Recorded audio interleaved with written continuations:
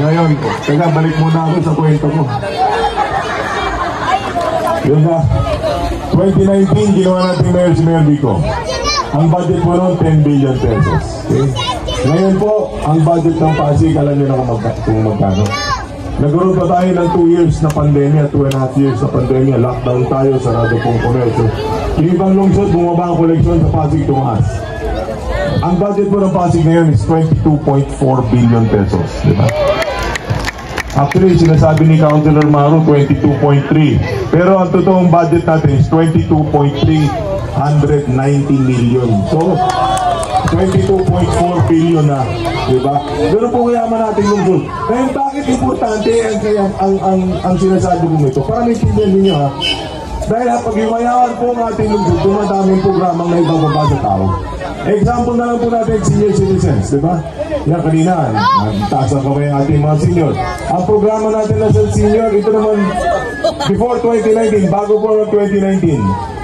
Di ba noon, pagka malapit ka sa ating mga nakumpong mga federasyon, eh, may benepisyo ka. Pag hindi ka malapit, di ka kasali sa asosasyon, eh, tipuera ka. Hindi ba totoo po yan? Pag upo ni Mayor Vico, hindi importante kung sinong malapit o sinong kagalit. Ang importante, lahat ng ating senior citizen, basta residente kayo ng ating lungsod, bibigyan kayo ng benepisyo na nararapat para sa inyo. Yan yung sinasabi ni Councilor Angelo na prinsipyo ng pagkapantay-pantay. At ngayon, nakita po ng ating may butiner, ay may pera tayong sumusobra yung mayaman nating lungsod. Noong 2022, meron pong pinasa na local senior pension. Meron ba dito nakakatanggap ng local senior pension na rin? Ayan, meron si tatay, di ba? Ito po yung mga dati walang SS o GSIS na kaya naging qualified makatanggap ng social pension mula sa ating lokal na pamahalaan. Itong taon na ito, sabi ng Mayor Vico, yumaman ulit tayo, may pera ulit tayo, ang gawin natin, isama na rin natin, pati yung may SS o GSIS sa 4,000 pababa, qualified na rin kayo sa local senior pension.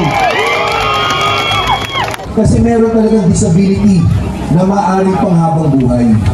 May disability na pwedeng long term, na maaaring yung magulang po ay mawala na, yung bata nandun pa may disabled pa rin. Nilagay natin yung DSWD para makagawa na rin ng gobyerno ng programa na parang 4-piece.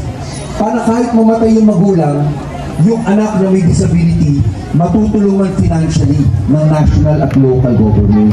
Ang gusto po natin, walang maiiwan. Maraming salamat po. Huli kong babanggitin po, ito po hindi pa ganap na batas. Pero sa akin po, bilang chairman ng Basic Education sa Kongreso, napasa ko na po on third and final reading. Ang Senado na lang po ang hinihintay ko yung version nila. Dinidinig po nila. Ang tawag ko po dito, Education Pathways Bill. Ano po ba itong Education Pathways Bill? Itong bill na ito po, ay rene-reforma ko po ang pahirap na K-12 law. Ang totoo po, noong 2012, 2013, nung unang sinabi sa atin na magkaroon tayo ng K-12 law, ang pinangako po nila sa atin noon, kung maalala ninyo, pag grade 12 graduate ka, job ready ka, makakuha ka ng kalidad na trabaho, at college ready ka. 2012, 2013 pa yung batas eh. Andito na tayo, 2025. Alam na po natin yung resulta. Ano yung resulta? Hindi po nakabibigyan ng grade 12 graduate ng kalidad na trabaho. Ang totoo, ang trabaho na kukuha po nila, pwede mo makuha kahit di ka nga nagtapos ng grade 10 eh. Yun rin ang parehong trabaho. Sa totoo, pag pumasok ka ng tech walk track sa senior high school natin, pagtapos po nun, anong ibibigay sa iyong national certificate? Karamihan po, NC2 lang ang bibigay sa iyo. Ano po ba ibig sabihin ng NC2? Sa ilalim po ng sarili natin, Philippine Qualifications Framework, yung PQF natin na tayo rin gumawa. Pag NC2 ang hawak mo, ibig lang sabihin nun, meron ka ng skills, pero hindi ka pa pwede mag-isa. So, hindi ka job ready. So, sa totoo, nasasamantala po yung graduates natin doon. Hindi sila nabibigyan ng kalidad na trabaho. Pagtanong po kayo sa industriya, ang preference pa rin nila, college graduate or at least ng second year college. Kaya sabi ko po dito, amenda na natin yung K-12. Alam na natin hindi siya nag-i-implement ng properly.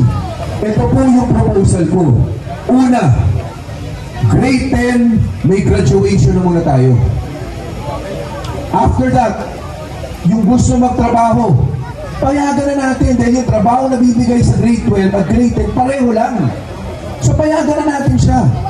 Pangalawa, payagan po natin siya na maging entrepreneur, makapagtayo ng sarili niya. Pangatlo, ang proposal ko po, tanggalin na ang textbook sa DepEd. Kasi sa totoo, kung LC2 lang ang mabibigay mo, hindi rin kalidad na skilled work ang mabibigay. And meron na tayong bagong batas, yung EBET, Enterprise-Based Education and Training. Idiretso na di katulad po dito sa Pasig. Maghanap na tayo ng industriya kung saan kailangan nila ng highly skilled na mga workers. Example po dito, meron tayo dito yung mga heavy equipment. Yung mga heavy equipment graduates natin ng TESDA dito, maganda po yung trabaho na kukuha nila. Ang trabaho na kukuha nila, nabubuhay po nila sarili nila at pamilya nila. Dito rin po sa lungsod natin, sa ilang barangay na, meron tayong animation dito. Animation po, maganda yon. Kahit abroad, nakakakuha sila ng trabaho, kahit dito sila nagtatrabaho. Mag-focus na tayo sa mga industriya kung saan may skilled work na makakabigay ng magandang pay doon sa skilled worker. Hindi katulad ngayon. Wala rin po hindi rin po high quality jobs. So sabi ko nga, labas na natin sa DepEd, diretso na sa EBET, habang nagte-training sila doon, aabot sila ng NC4, sabay, may allowance pa sila. Hindi po katulad ngayon. Magtanong po kayo, merong iba dyan na techvoc para maka-OJT. Nagbabayad pa sila para maka-OJT. Baliktad po ang dapat. Pang-apat na pathway. Pwede ka mag-grade 11 and 12 pa rin. Hindi naman natin tatanggalin yun. Pero, kaysa 31 subjects, yung puno-puno po ngayon eh. Sabi ko sa DepEd, una, tanggalin na yung mga track. Wala na yung mga sports track, wala na yung arts and design. Dahil wala pang 2% ang nag-enroll dyan. Yan ang totoo. Pag gusto mo mag-grade 11 and 12, payagan na natin 11, 12, lahat academic track na lang. Wala nang strand. Kasi ang strand po, hindi rin po nakakatulong. Alam po niyo yung strand na yan? Depende din. Tatanungin sa iyo ng kolehiyo, anong strand ang kinuha mo? Kung hindi ka STEM, dadagdagan ka ng subject sa kolehiyo. Pag nag-psychology ka, hindi ka nag-UMS, dadagdagan ka pa. So, pinahaba po natin ang high school, pinahaba pa natin ang kolehiyo. So, sabi ko sa DepEd, wala nang track, wala nang strand. Academic na lang lahat. Tapos, wala nang 31 subjects. Gawin na lang natin 8 subjects. 4 sa grade 11, 4 sa grade 12. Ano yung 8 subject na ito? Ito yung 8 subject na GE subjects ngayon sa first year college. Sa first year college mo, meron dyan GE subjects eh. Yung lahat ng estudyante dadaanan yan. English 1, History 1. Sabi ko sa DepEd, copyhin na lang yun. Ibaba ninyo sa grade 11 at sa grade 12. College subjects yan. Ibig sabihin, pag napasa mo yung 4 na yun, yung 8 yun, since college subjects yan, college ready ka na. Tapos pagdating mo ng kolehiyo, pwede ka mag-advanced placement exam. Pag nag-advanced placement exam at napasa mo, dapat i-credit yung 8 subject. Pag credit yung 8 subject na yun, ang 4-year course sa kolehiyo, mababawasan natin to 3.5 years na lang. Pero may panglima po ako at huling option na pathway. Sabi ko po, dun sa ginagawa kong panukalang, yung ginawa ko na, pasado na sa amin eh. Lahat ng grade 10 graduate, bibigyan natin ng option. Pwede silang kumuha ng tinatawag kong honors exam. Pag pumasa sila, grade 10 po ito yung magtatapos ng grade 10, pwede silang kumuha ng honors exam. Pag pumasa sila ng honors exam, accelerated na po sila sa first year college. Accepted na sila sa grades 11 at grade 12. Kasi sa totoo, nag-aaral sila na mabuti, 8 to 10. Bigyan po natin yun ng premium. Panghuli na po. Alam mo, sinasabi, at totoo naman ito ang edukasyon po, importante. Maganda po maging high school graduate maganda maging college graduate. Maganda rin po kung kaya maging doktor, nurse, abogado, teacher, engineero. Maganda po lahat yun. Pero alam natin ang totoo, hindi sapat ang edukasyon. Ang mas mahalaga ay ang karakter ng tao. Yung tinatawag na good manners and right conduct, yung GMRC. Kahit na umabot ka pa, maging doktor ka, nurse, abogado, pero ugali mo naman hindi maganda, ibaliwala yun. Mas mahalaga, kahit na simple kang tao, marangal ang trabaho mo, wala kang inaargabyado, nakakauwi ka ng sapat para sa sarili mo at sa pamilya mo. Tayo nga dito sa Pasig, di ba, mayroon tayong ugaling Pilipino, ugaling Pasigenyo. Tayo po dito, madalas po pag dito po, may nakaburol dito, may wake, o kaya dito sa kabila. Pag pumunta po kayo, sa totoo, pati yung mga kapitbahay na doon kasi lahat nagtutulungan. Lahat tayo gusto natin tumulong ng kapwa Pasigenyo. Yan po yung ugaling Pasigenyo. Matulungin tayo, mabait sa kapwa, may respeto po tayo sa ating mga bata. May respeto po tayo sa mga nakakatanda sa atin. At lalong-lalo na po, may respeto tayo sa kababaihan ng lungsod ng Pasig. Barangay San Miguel, ang mahusay na Mayor Vico Soto!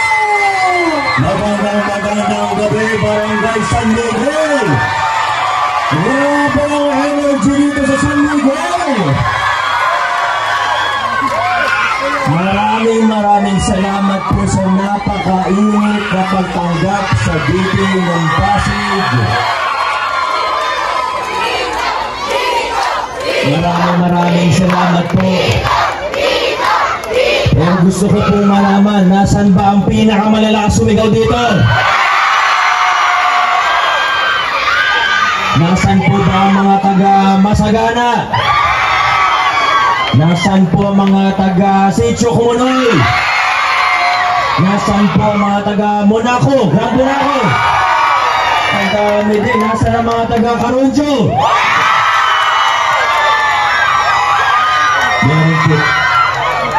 Meron po ba dito na taga Pasig Co-op?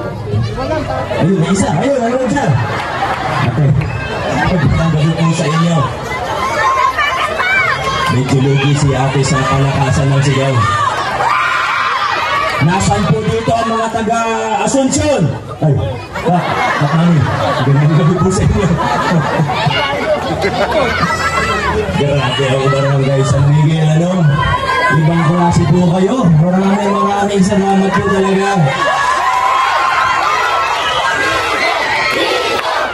Sandali lang. Huwag din katahimikan lang po, hindi tayo matatapos dito. Maraming salamat po. Malayo pa po ang Valentine's sa atin. Pinabahan ako kanina, akala ko wala na talaga. Kanina nasa Lupang Pari po kami. Sa kasamaan palad, nabutan tayo ng ulan at financial muna yung focus sa kalagitnaan nito. Pero buti na lang, nakikisama po ang panahon sa atin.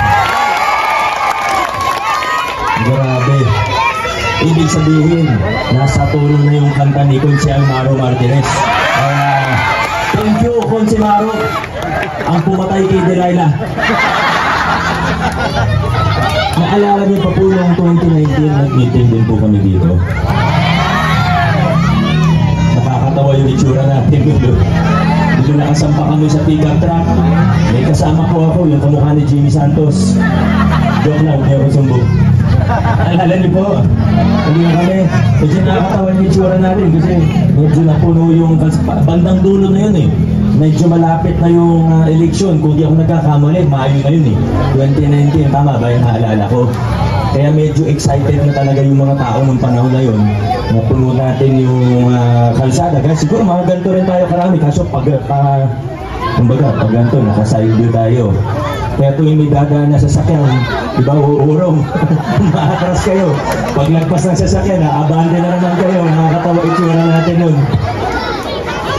Pero kung matatandaan po ninyo, hindi tayo nagsimula na ganun. Yung meeting kasi namin dito noong 2019, medyo malapit na election, talagang hindi na rin maawat ng tao. Pero kung maalala po ninyo, nung nag-uumpisa kami ni Congressman Roman, nung una kaming naglakad-lakad po dito, medyo iba pa yung mga panahon na yun. Sa totoo, madalas pag naglalakad po kami dito, huwag na nating pangalanan ng mga, tago na lang natin sa pangalang Manny. Hindi, huwag Manny. Mabait yun. Kasi pag naglalakad po kami dito ng Nitong Romano noong 2019, sa totoo, noong 2018, after namin mag-5 October,